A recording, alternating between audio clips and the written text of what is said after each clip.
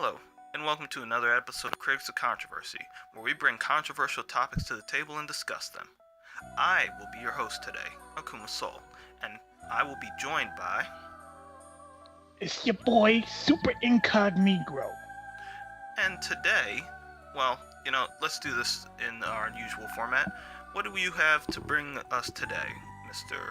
SuperIncognegro? Oh, I'm glad you asked. And since it's a very topical topic for today, women's wrestling. Is it still a gimmick or is it actually legitimate now? I see. Well, allow me to start off by saying that I fall in the idea that women's wrestling currently has achieved enough of a mainstream status in terms of wrestling that it can be considered no longer just a gimmick. It's fallen outside of the idea of midget wrestling and of things like Hell in the Cell or hardcore wrestling. Well, I'm taking a somewhat of a opposite stance, but not a polar opposite.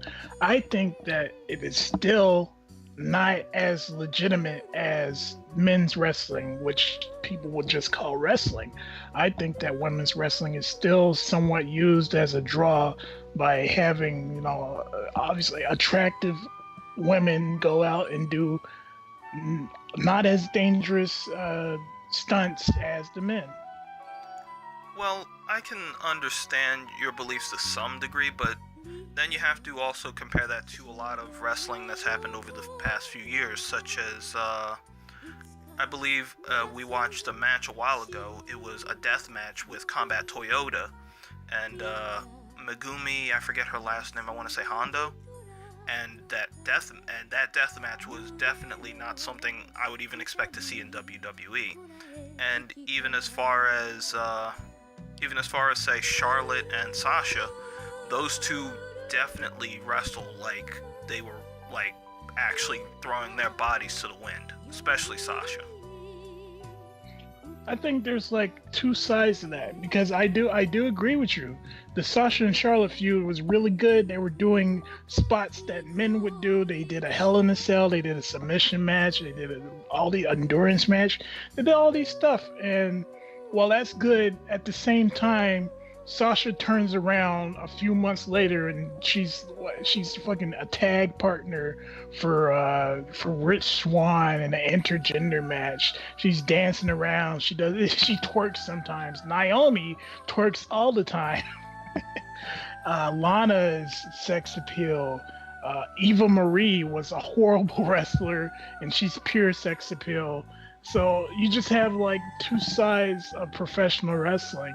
And I think it's better. I think it's obviously better in Japan. There's more of a seriousness to it.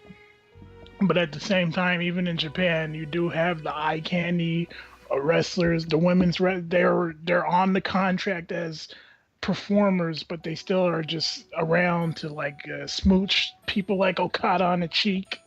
So, well, here's the counter argument.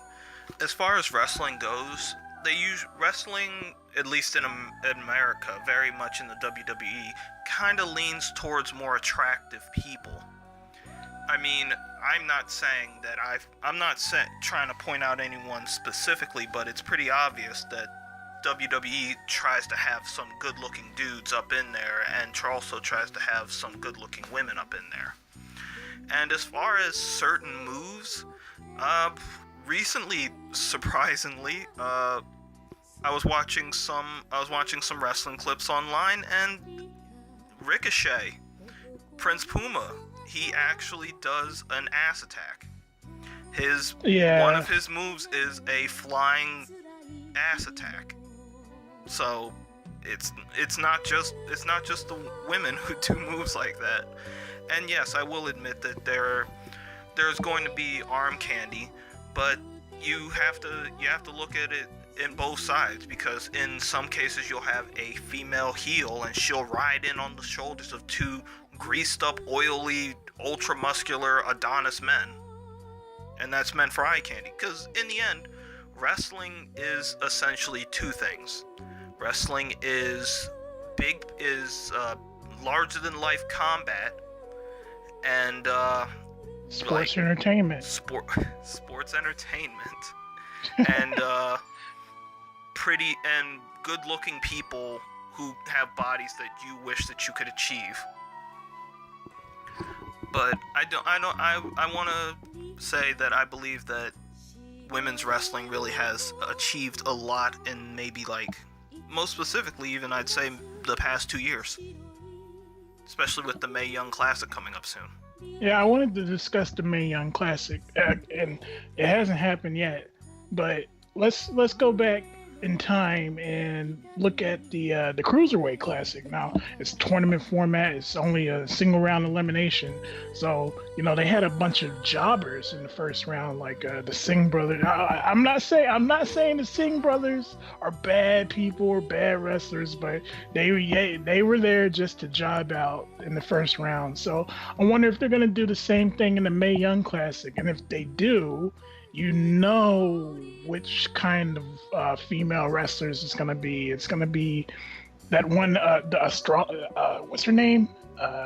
Bobby something from NXT, the Australian woman. Oh. It's gonna be. I'm sorry. You mean Peyton Royce or Billy Kay? Yeah, Peyton Royce and Billy Kay. Oh, yeah. no. That I can't actually see, because in terms of booking in NXT, Peyton Royce and Billy Kay are both booked relatively competent. Yeah, but they don't get clean wins. Oh, and I shouldn't bring up NXT because obviously it's half developmental, half indie darlings, but a hell of a lot of women wrestlers who come up in the NXT are just female models or bodybuilders or something, and they're not like, even though they're being trained, again, I used the example of Eva Marie. Even if they're being trained by some of the best, they still fucking suck. They're only there for their sex appeal, and thus, they are a gimmick. They are a draw, not for their legitimacy in wrestling, but because they look good. Well, they look good. Well, yes, I can understand what you're thinking, but I have to strongly disagree in terms of NXT, because not a single one of those women are being booked into large title pictures. As of right now, the most booked women on NXT are definitely Asuka, who, yes, again, she's attractive. Nikki Cross, who not my type, is also attractive. Ember, who is attractive, and Peyton and Billy, who are both attractive. And Ruby Riott. And Ruby, again, not my type, but attractive, I guess, right? Again, not my type, but all six of those women are booked relatively competently. And they're all at least decent wrestlers. I think Ruby's the one who's probably the greenest, and even then, she's still pretty damn good. So I'd say that they're all, in terms of booking, they're pretty serious. Now, if you want to bring it down, I guess you could say there's always I forget her name. Macy something. She actually used to be a former, military police officer? And she's a blonde, she's very tall, and very, very pretty. But even as far as her, they're not booking her as anything other than like a jobber for the time being, because it's NXT. If you're starting off in NXT, you got a job. That's what it is. If you start off in NXT with WWE and that's your first place, you're jobbing for a while. And then if you get up to the main roster from the NXT, you're pushed for a while and then you're relegated to a jobber. Carmella being the biggest example of that, who was a super jobber, won Money in the Bank recently, but lost it because of a decision to overturn it. I feel like women's wrestling still has quite a way to go. They've done this a couple of times, WWE especially, where they're like, divas revolution, women's revolution. They go through with it halfway. And it just doesn't feel like they're going all the way through with it. And maybe in time they'll have actual intergender matches where the men and the women can wrestle each other. It feels like in the Attitude Era they did this better because you had China, who was actually the Intercontinental Champion at one point. But that's neither here nor there.